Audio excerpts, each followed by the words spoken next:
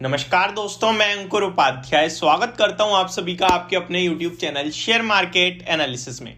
दोस्तों, हो सकता है मेरी आज की लास्ट वीडियो, तो मैं आप सभी से एक चीज कहूंगा। अगर यहाँ पे आप सभी को पता है आजू बाजू यहाँ पे हो सकता है डीजे वगैरह बजने लगे, तो साउंड की वजह से प्रॉब्लम हो सकती है।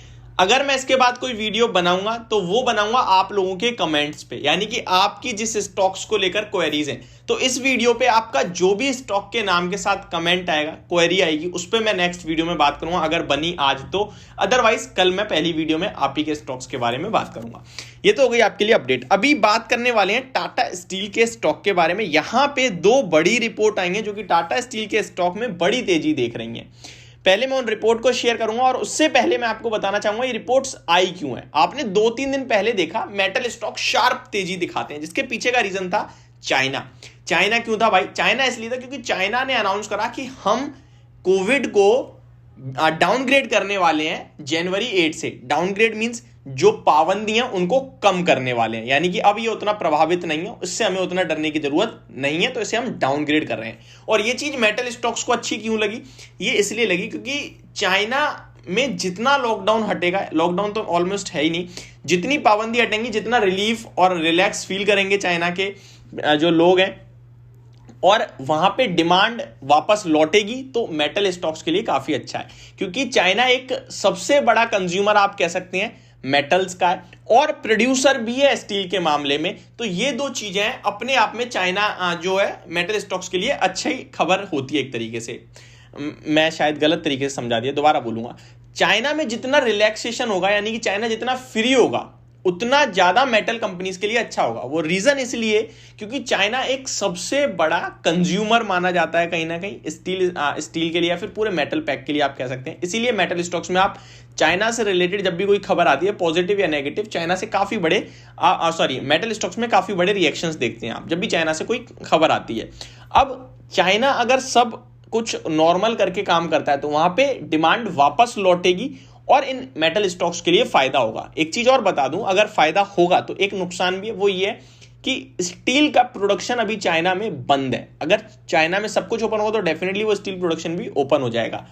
बट ओवरऑल देखा जाए तो ये माना जाता है कि प्रोडक्शन चाहे स्टार्ट हो या ना हो, लेकिन फिर भी वहां जो डिमांड है वो काफी हायर एंड पे है, तो यहां से एक्सपोर्ट होगा दबा के। और अभी सरकार ने एक्सपोर्ट ड्यूटी भी हटा दी है स्टील पे, तो ये स्टील स्टॉक्स के लिए काफी अच्छी खबर है। ठीक है जी, ये तो हो गई आपके लिए जो थ्योरी थी, जो मैंने समझाना था वो मैं समझा चुका हूं आई थिंक, और आपको समझ में आ भी गया होगा। और चाइना में टाटा मोटर्स का भी अच्छा खासा कारोबार है, इसलिए टाटा मोटर्स और टाटा मोटर्स डीवीआर, इन स्टॉक्स पे भी फर्क पड़ता है जब भी कोई चाइना से खबर आती है। एक दो स्टॉक्स और हैं लाइक संवर्धना, मदरसन वायरिंग, क्योंकि ये चाइना के लिए माल सप्लाई करते हैं, एक्सपोर्ट करते हैं, तो जिनका भी बिजनेस, अब एक और एग्जांपल से समझते हैं। अब आईटी स्टॉक्स हैं, ग्लोबली प्रॉब्लम है तो आईटी में दम नहीं है, क्योंकि वो उनके लिए एक बड़े कंज्यूमर है, चाहे वो यूएस हो चाहे वो यूरोप हो। सेम चाइना के लिए जो है वो है आपका मेटल्स के लिए चाइना है। अब एफएमसीजी कंपनीज पूरी की पूरी आत्मनिर्भर है, अपने देश पे डिपेंडेंट है। अगर कोई भी इशू आता है जिससे हमारे देश में कुछ प्रॉब्लम आती है, रिसेशन आता है, या फिर कोई भी मंदी का डर होता है, या कोई भी प्रॉब्लम लॉकडाउन जैसी, तो वहां प्रॉब्लम आएगी एफएमसीजी कंपनीज को। बट लॉकडाउन में नहीं आएगी क्योंकि वहां तो कंजप्शन और बढ़ जाता है। बट कोई भी इशू आएगा तो वो एफएमसीजी कंपनी के लिए हुआ। अगर ग्लोबली सब ठीक है और भारत में दिक्कत है तो वो एफएमसीजी के लिए प्रॉब्लम है। ग्लोबली सब बढ़िया है और ग्लोबली सब खराब है और भारत के लिए ऑल गुड है, जैसे भी चल रहा है, तो एफएमसीजी कंपनीज के लिए बेटर है, क्योंकि एफएमसीजी पूरी की पूरी जो रेवेन्यूज उनके ड्रिवन होते हैं वो भारत से होते हैं। ये मैंने आपकी जनरल नॉलेज के लिए बता दिया। अब आते हैं टाटा स्टील पे क्या न्यूज है और क्या है खबर और न्यूज ज्यादा बड़ी या कुछ है ही नहीं, बट जो ब्रोकरेज हाउसेज है वो इस स्टॉक में तेजी देख रहे हैं, केवल इसी कारण कि चाइना जो ये रिलीफ दे रहा है, इसकी वजह से डिमांड वापस लौटेगी, प्राइसेस में तेजी बनेगी, जिसके कारण टाटा स्टील ऊपर की तरफ जा सकता है। इनके टारगेट्स की बात करें तो यहाँ पे दो एनालिस्ट हैं जो टाटा स्टील में बाय रिकमेंडेशन दे रहे हैं। China announcing to relax COVID relaxations had led to focus on metal stocks ever since. Experts believe that development in China would positively impact steel demand and prices. Brokerage firm NTQ Stockbroking is bullish on the counter. The brokerage has given a buy call on Tata Steel with a target price of 139। ये short term के लिए, medium term to long term की बात कर रहे हैं। ठीक है, second thing, meanwhile Zee business panellist Global Capital Markets Himanshu Gupta recommended Tata steel for a target of ₹125 to 130 and ask investor to keep a stop loss at ₹105। यानी कि रिस्क रिवॉर्ड आपके फेवर में, केवल 105 का स्टॉप लॉस रखो, ऊपर में 125 130 के तरफ के टारगेट्स बन सकते हैं टाटा स्टील के स्टॉक को लेकर। ये इस समय इनके डाटा में बताया जा रहा है।